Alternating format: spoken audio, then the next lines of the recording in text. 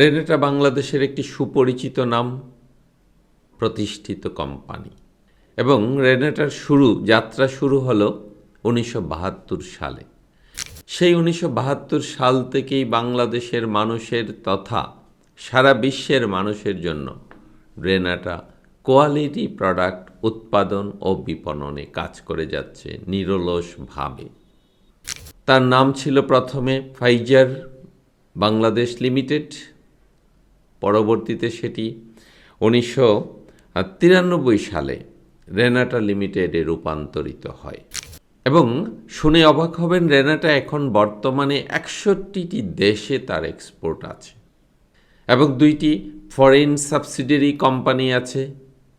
একটি হলো Renata UK limited এবং রেনেটা ফার্মাসিউটিক্যালস আয়ারল্যান্ড লিমিটেড।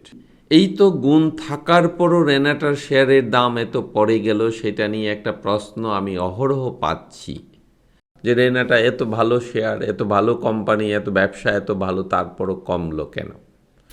সেই প্রশ্নের উত্তর খুঁজতে গিয়েই আমি ভিতরে তাদের অ্যানুয়াল রিপোর্টটা মোটামুটি একটু থরলি স্টাডি করলাম। করে দেখলাম আসলে ঘাবড়ানোর কিছু নাই। তার ইপিএস কমে গেছে, দাম পড়েছে। আরেকটা কারণে দাম পড়েছে বাজারের কারণে।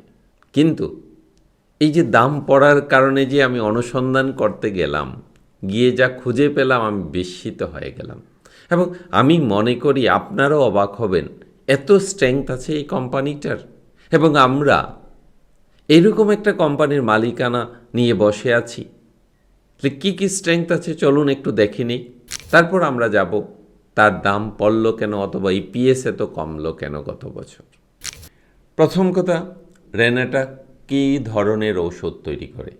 রেনেটা শুধু মানব জাতির জন্য বা মানুষের জন্য ঔষধ তৈরি করে না, রেনেটার অ্যানিমেল বা পশু পাখির জন্য ঔষধ তৈরি করে, ভ্যাকসিন তৈরি করে, এবং তার একটা বিশাল বাজার আছে। স্পেসিফিক্যালি যদি বলি, বাংলাদেশের ঔষধের বাজারে রেনেটার শেয়ার প্রায় 5.8%। এটা কিন্তু হিউজ। শুনে অবাক হবেন, রেনেটা পৃথিবীর প্রায় 61টি দেশে ঔষধ রপ্তানি করে থাকেন। এবং রেনেটার 2টো সাবসিডিয়ারি কোম্পানি আছে, যেটা আমিও জানতাম না। রেনেটা, আমি একটু দেখেই বলছি, রেনেটা ইউকে লিমিটেড এবং রেনেটা ফার্মাসিউটিক্যালস আয়ারল্যান্ড লিমিটেড। এখানেই শেষ নয়, রেনেটা বাজারজাত করে অনেকগুলো বিদেশি কোম্পানির প্রোডাক্টস। কাজে তার আছে হিউজ মার্কেট। একদিকে 61টি দেশ, অন্যদিকে তার নিজস্ব প্রোডাক্টস, তারপর আছে অন্যদের প্রোডাক্টও রেনেটা মার্কেটিংয়ের ডিস্ট্রিবিউশন করে থাকে। এবং সেই সাথে করে থাকে ওয়ার্ল্ড হেলথ অর্গানাইজেশনের সার্টিফিকেশনে, ইউনিসেফের কন্ট্রাক্ট বেসিসে ঔষধ সাপ্লাই করে বা বিভিন্ন রকম মেডিকেল পণ্য সাপ্লাই করে এসএমসির নিকটও কন্ট্রাক্ট বেসিসে। আসুন দেখে নিই এক নজরে রেনেটা কী কী বিদেশি কোম্পানির ঔষধ পণ্য বাজারজাত করে বাইরের দেশের। আমি অ্যানুয়াল রিপোর্টটা যখন ভালো করে পড়লাম, দেখলাম পৃথিবীর বিভিন্ন দেশের প্রায় 16টি কোম্পানির বিভিন্ন পণ্য রেনেটা বাজারজাত করে থাকেন। এবং এই দেশগুলোর মধ্যে আছে USA, UK, Canada, Netherland, Belgium, Bulgaria, China, Japan, Thailand এবং ইন্ডিয়া। কাজে এই যে একটা স্ট্রেংথ, এটা কিন্তু একদিনে তৈরি হয়নি, একদিনে শেষও হবে না। কাজে ইপিএস একটু কমে গেল, দাম একটু পড়ে গেল, আমরা হতাশ হয়ে যাব, আমরা প্যানিকড হয়ে সেল দিয়ে দেব, সেইটা না করে আমরা একটু বিচার বিশ্লেষণ করব কেন দামটা পড়ল। এবং আমাদের ভিডিওতে আজকে সেইটাকেই ফোকাস করব একদম পুঙ্খানুপুঙ্খভাবে। আমরা যদি রেনেটার আরও কিছু স্ট্রেংথ খুঁজে বের করি, দেখব বা খুঁজে পাব যে রেনেটা বাংলাদেশের বাজারের 5.8% তার অংশীদারিত্ব আছে। 61টি দেশে ঔষধ রপ্তানি করে। গত বছর রেনেটা 64টি বায়ো ইকোভ্যালেন্ট পণ্য উৎপাদন করেছে। এটা একটা বিশাল রেনেটার পেইড আপ ক্যাপিটাল মাত্র 114 কোটি, যেখানে অনুমোদিত মূলধন আছে 285 কোটি। এবং এই যে শেয়ার হোল্ডিং মিক্সটা, এটা চমৎকার আমি দেখলাম রেনাটার। সেখানে আছে 51% প্রায় নিজস্ব স্পন্সরদের কাছে, 22% আছে ইনস্টিটিউটের খাতে, বিদেশি বিনিয়োগকারীর কাছে আছে 18.56% এবং পাবলিকের কাছে মাত্র 7.91% শেয়ার। আর এই কারণেই রেনাটার শেয়ারের দাম সবসময় বেশি থাকে। এবং এই যে এখনও 540 টাকা, 450 টাকা, লাস্ট 450-এ ক্লোজ হয়েছিল, যে 450 টাকা দামটা, সেটাও 20 কাছাকাছি। তার কারণ হলো তার সুনাম, তার শেয়ার হোল্ডিং কম, মানে পাবলিক শেয়ার কম থাকা। এর আগে রেনাটা মোটামুটি দেখতাম, এখন আমরা যদি 450 টাকা ধরি এবং তার 19 টাকা ইপিএস ধরে হিসাব করি, তার বর্তমান পিই আছে প্রায় 20। কিন্তু বিগত সময়ে আমরা দেখেছি, 2014 সালের আগে আমরা রেনাটার শেয়ারের দাম কখনো 1000 টাকার নিচে দেখিনি, এবং এই 1000 টাকার প্রাইস ধরে রেখেছে 24 সাল পর্যন্ত। কাজেই হ্যাঁ, এখানে একটা আমরা আঘাত পাওয়ার মতোই, যে হঠাৎ করে রেনারের দাম 500 লেভেলে নেমে গেছে। সেই বিশ্লেষণটা আমি দেখলাম যে কি কারণে পড়ল। তার গ্রস প্রফিট কিন্তু পড়ে নাই। আমরা দেখেছি তার রেভিনিউ, অর্থাৎ তার সেল, আমরা যদি ডাটা দেখেই বলি, গত বছর 23-24 সালে তার সেল ছিল 3751 কোটি এবং গত বছর ছিল 4289 কোটি। তার মানে গ্রোথ হয়েছে সেইলে। তাইলে রেনাটা ইয়েটা কোথায় গেল? গ্রস প্রফিট হিসাব করলে দেখলাম গ্রস প্রফিটও গ্রোথ হয়েছে। গত বছর ছিল 1757 কোটি, যেখানে এর আগের বছর ছিল 1668 কোটি। লস হয়েছে বা প্রাইসটা কমে গেছে, ইপিএস কমে গেছে, কারণ তার নেট প্রফিট কমে গেছে।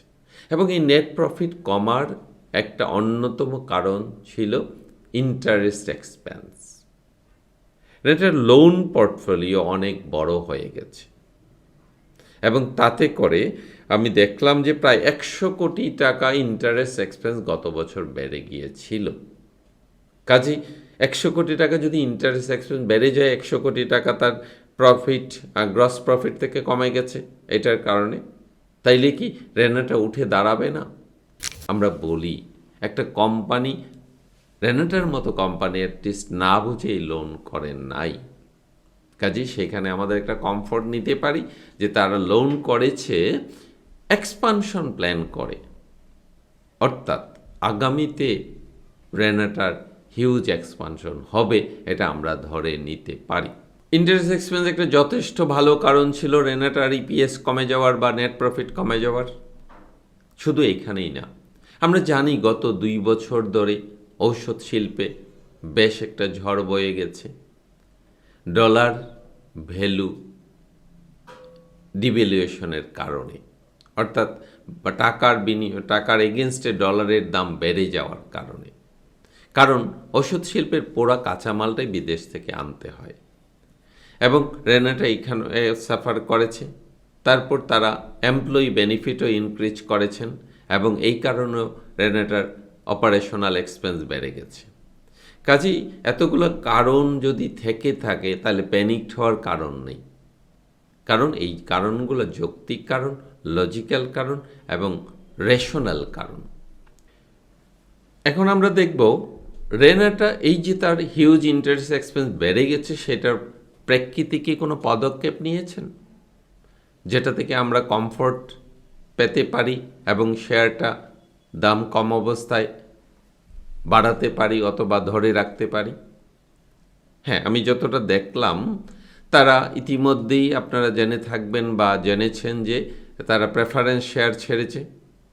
এই প্রেফারেন্স শেয়ার একদিকে তার লোন কমিয়ে আনবে, এটা অবশ্য সময়ের ব্যাপার। তারা একটা দীর্ঘ প্ল্যান করে এটা করেছেন যে ধীরে ধীরে তারা এই যে প্রেফারেন্স শেয়ার বিনিময়ে যে ফান্ডটা আছেন, এটার বিনিময়ে করে দিবেন, কনভার্ট করে ফেলবেন জেনারেল শেয়ারে। এবং সেকেন্ড আরেকটা তারা জিরো কুপন বন্ডও ছেড়েছেন, সেটা দিয়ে তারা ফান্ড রেজ করেছেন এবং এটা তার লোন রেশিওটা বা লোনের পরিমাণটা কমিয়ে আনবে। কাজেই আমরা যদি মনে করি যে রেনাটার আগামীতে বিজনেস বাড়বে, তাহলে এই ইন্টারেস্ট এক্সপেন্সের এগেনস্টে যেহেতু অ্যাসেট হয়েছে বা ইনভেস্টমেন্ট হয়েছে, ইনভেস্টমেন্টের এগেনস্টে অ্যাসেট হয়েছে, সেইখানে আমাদের আরেকটা কমফোর্ট আছে এবং এই যে অ্যাসেট বিল্ড আপ হয়েছে সেটার একটা প্রমাণ আছে, সেটা হলো তার এনএবি বেড়ে যাওয়া। বাট এনএবি আমরা জানি নেট অ্যাসেট ভ্যালু, অর্থাৎ অ্যাসেট মাইনাস লায়াবিলিটি। স্টিল তাদের লায়াবিলিটি রয়ে গেছে, যখন লায়াবিলিটি কমে যাবে তার এনএবি আরও অনেক বেড়ে যাবে। এইটাও একটা পজিটিভ সাইড রেনাটার জন্য, আমাদের জন্য, বিনিয়োগকারীদের জন্য। আমরা যদি শেয়ার হোল্ডিং স্ট্রাকচারটা যেটা বলেছিলাম আগে দেখি, তাইলে দেখব কি পাবলিকের কাছে শেয়ার হোল্ডিং মাত্র 8%, বাকি সব ইনস্টিটিউট এবং আছে ফরেনের কাছে, আর মেজর শেয়ার আছে কোম্পানির স্পন্সরদের কাছে। কাজেই মাথা ব্যথা তো তাদেরই বেশি। আমরা তো বাজারে সব শেয়ার কিনে ফেললেও মাত্র 8% শেয়ার পাবো। কাজেই এত অরিড হওয়ার কিছু নেই যদি আমরা যৌক্তিকভাবে চিন্তা করি। এবং তার যে গ্রোথ প্ল্যান আছে, আমি যতটা দেখলাম তাদের অ্যানুয়াল রিপোর্টে, আমি মনে করি এই শেয়ারটা ভবিষ্যতে বিজনেস অনেক বাড়াবে দেশে এবং বিদেশে, এবং ডাইভার্সিফাইডভাবে তারা কাজ করে যাচ্ছে। কাজে সেই সব দিক থেকে বিবেচনা করে রেনাটা যারা মনে করেন নিয়মিত বিনিয়োগ করতে আগ্রহী, প্রেসক্রিপশন নয়, পরামর্শ নয়, তবে সুবিবেচনায় রাখার মতো একটা শেয়ার, এটা আমি বলতে পারি যে যারা রেগুলার বিনিয়োগ করতে আগ্রহী, নিয়মিতভাবে ভালো শেয়ারে থাকতে আগ্রহী, তারা এই শেয়ারটা নিয়ে চিন্তা করতে পারেন। আমরা কিছু ফিগার্স, ফাইন্যান্সিয়ালস নিয়ে কথা বলেছি, কিন্তু একটা জিনিস বাদ দিলে চলবে না, সেটা হলো তার বোর্ড অফ ডিরেক্টরস, তার ম্যানেজমেন্ট। হ্যাঁ, সেই দিকটাতে গিয়েও আমি দেখলাম তাদের আছে স্ট্রং বোর্ড অফ ডিরেক্টরস, বিশাল প্রোফাইলের বোর্ড অফ ডিরেক্টরস। আমরা একটা শেয়ার কিনি আর 1 লাখ শেয়ার কিনি, আমরা কিন্তু ইনডাইরেক্টলি ওই কোম্পানির পার্টনার্স, ওই বোর্ডেরও পার্টনার্স। কাজে আমাদের বোর্ডটা যদি স্ট্রং বোর্ড হয়, তাইলে আমরা নিশ্চিন্তে একটা শেয়ার ধরে রাখতে পারি।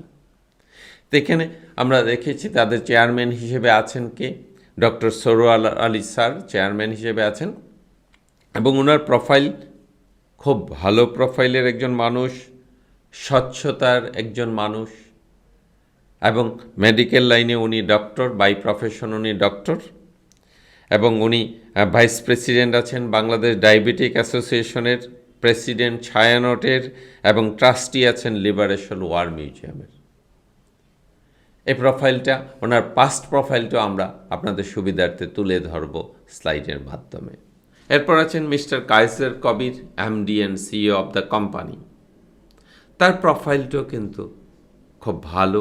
উনি ব্র্যাক ব্যাংকের একজন ডিরেক্টর ছিলেন আগে, রেনাটা অ্যাগ্রো লিমিটেডের চেয়ারম্যান ছিলেন, বর্তমানে তিনি এমডি অ্যান্ড সিইও রেনাটা লিমিটেডের, রেনাটা পিএলসি।